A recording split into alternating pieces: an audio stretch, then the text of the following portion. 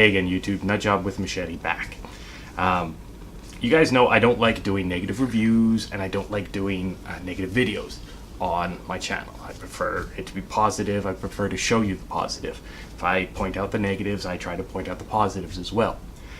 If you've seen this video, then it's because the experience I'm currently having with an airline has continued. Let's just tell you the whole thing, okay? And you can gauge how you want to react. You guys saw the little shout out and tiny review I did of the Laguna Suites, right? Well, that was the best part of the trip. This is the worst part of the trip. I shelled out a lot of money for the flights, for Nikki and I, for the fiance, so that we could go down there, kind of almost like a pre-honeymoon thing. You know, nice little romantic getaway.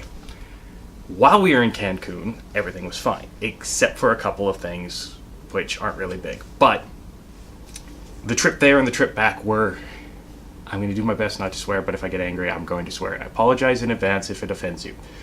But the trip there and back was terrible. We had chosen to overnight on the way out, do an overnight in Toronto. And as such, I chose my seat and paid for it in advance as an aisle seat.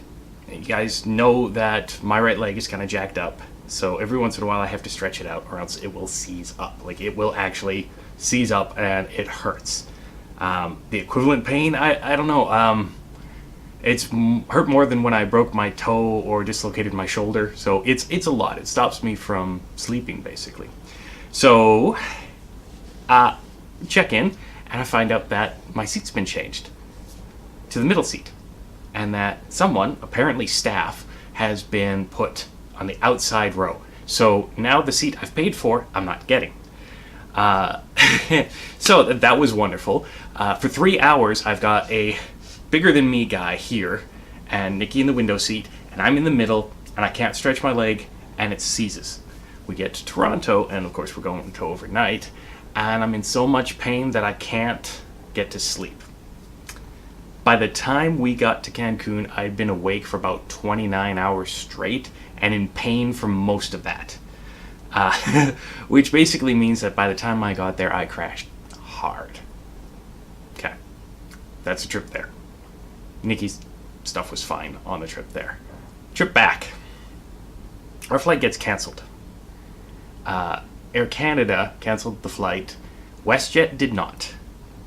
Delta Airlines didn't. American Airlines didn't. There were so many flights that were going to continental United States, further south, or anywhere except for through Air Canada. By the way, Air Canada is the one that I'm talking about. They canceled our flight. No notice that, you know, they might be canceling their flight, just your flight's canceled. Good luck. So I had to shell out 3,300 pesos for another night at Laguna. So that kind of sucked. On top of that, the next day we check in, and right after we check in, we find out our flight's delayed 3 hours. Fuck. Okay, so we go to the airport. We're stuck there because if you've been to Cancun, the airport is like quite a bit of ways from Cancun. So unless you want to pay like $20 to get back to Cancun, you're stuck at the airport. Okay, fine. We're stuck at the airport. Grab a cup of coffee. Finish the cup of coffee, glance up at the board. Now it's 10 hours delayed. Pissed at this point. So, basically, Nikki had to text her boss and tell her she wasn't going to make her shift. She now loses a day's worth of pay. We've had to shell out for the extra day at Laguna Suites, and I've been in pain for 29 hours on the first leg of the trip. What else can happen? Great, wonderful, fantastic. Well, since we're delayed 9 hours, we're no longer getting home that day. We now have to overnight in Toronto again, and yeah. We'll continue with it, and then we'll tell you what they offered me. And if this is still up, then they haven't amended that offer. Plane finally arrives. We get on the plane. We fly to Toronto. we get told there was a mechanical issue with the original plane, and, this one had to come from Europe. Okay. Arrive in Toronto. It's about 11:35 when we finally touch tarmac. And the flight crew says there's going to be a gentleman outside, and, he'll assist us. He'll assist everyone on the plane. By the way, it was like a 747 international conversion, so there was like 170 people on this plane. So we get off the plane, we walk, because it's Pearson, and finally we get to the spot, and we can see the guy, and he's surrounded by about 100 people. We've been on the plane for quite a while. It took a while to taxi in and everything, so the washrooms are right there. They're just around the corner. We go to the washroom, we come back. He's fucking gone. He left. He didn't even wait for everyone, because there's like a gaggle of people that he hasn't helped. He left us. Okay, fine. Little pissed. Little fucking pissed. So, we start looking around for an Air Canada representative. There aren't any. Anywhere. The security guys. Asked them. Nope, the only Air Canada guy was that one guy, and he's gone. Okay, I don't even know if I'm on a flight the next day, or if I'm coming home on Monday, or what, right? Like, should I be there at 3 in the morning, 6 a.m., 7 a.m.? What the hell? Not only that, but when they delay you that long, they're supposed to give you like a food voucher and a hotel voucher and all that stuff, so no. Nikki contacts the hotel. We book the hotel room. I still have no idea what time we have to be back, so yeah. Anyways, we paid for the hotel room at my cost. I finally got a hold of Air Canada customer service, who tell me that, yes, we're on a flight the next day at 7:15 home. Next day, 7:15 a.m. home. The time I find out about this, we're in the hotel room already. I've already paid for the hotel room, and it's about 4 in the morning. So we can sleep for about 2 hours before going back to the airport, checking in through security, and maybe going home. At the end of all this, this is what they offer. A fucking little coupon that says 10% off your next flight. Why would I fly with you again? Someone screws up your order in a restaurant. Like, say you get, you're a vegetarian and you get a rack of ribs. They screwed up your order. Usually, you get that portion of your order comped, at the very least, if not your entire meal. And I'm not saying that the customer is always right, guys. I worked in retail for like 6 years. I know the customer can be a fucking idiot. But I also know that if you screw up, and you mess up the customer's experience or anything like that, he's never going to come back again unless you offer something. Not something on a future purchase, but something on the current purchase. 10% refund on my current purchase would go a long way to me, keeping me as a customer. As it is, I'm currently boycotting them. I've got a flight in like a month and a bit. WestJet. I'm flying Flair Airlines for anything domestic. Air Canada at this point is ridiculous. This. You might have seen, if you're a friend of mine or you follow me on Twitter or anything like that, you might have seen that I've been tweeting and going on Facebook and Tumblr and a couple of other little things, trying to find out where I am in the process on Air Canada. And I really do appreciate the politeness and the professionalism of the guys that I've been dealing with. I don't know their names. They just have their initials CC and MC.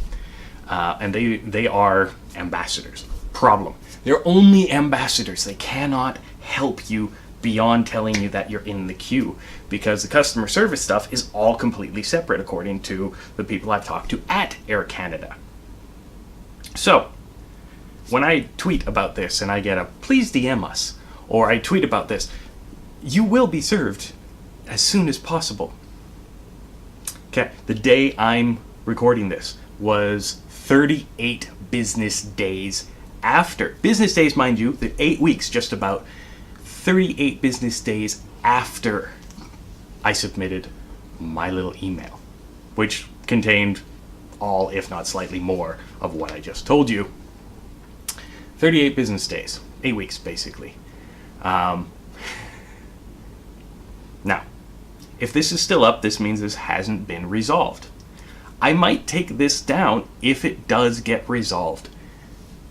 Even if I just get contacted. By the way, 38 business days without a fucking reply of any sort except for the ambassadors who can't do anything on Facebook and Twitter. I'm not saying you guys, you're not worth anything, ambassadors. I'm just saying you don't have the power to do anything. So hearing you say it will be resolved as soon as possible is a bit like hearing my cat say, don't worry about the lump in your throat, it's not cancer. Something along those lines, right? It's ridiculous.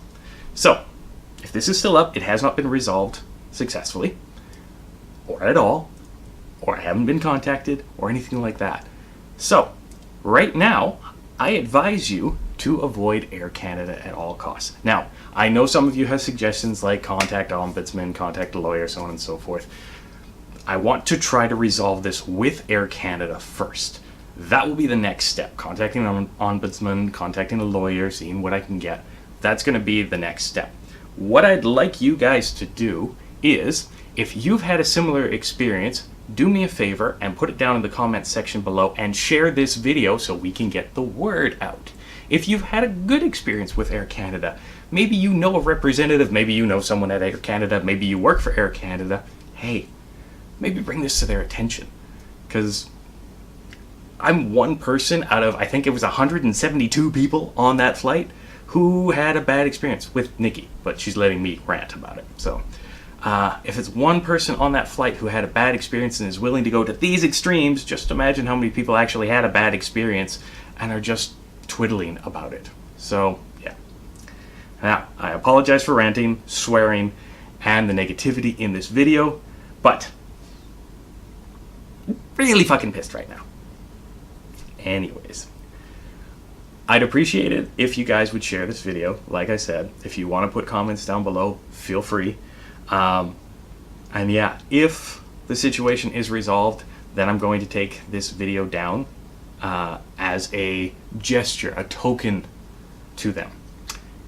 But yeah, if this is still up in, let's say November 30th of 2018, then we know it's still not resolved. So yeah. Anyways, that's it. Any more negativity and it's going to bring me down. It's going to bring you guys down. So, you guys enjoy the rest of your day. I am going to go make myself a cup of coffee and try and relax a bit. And I will see you guys next time. Well, hopefully there's not another next time for this shit, but I'll see you in my next video. Okay, guys. Stay sharp.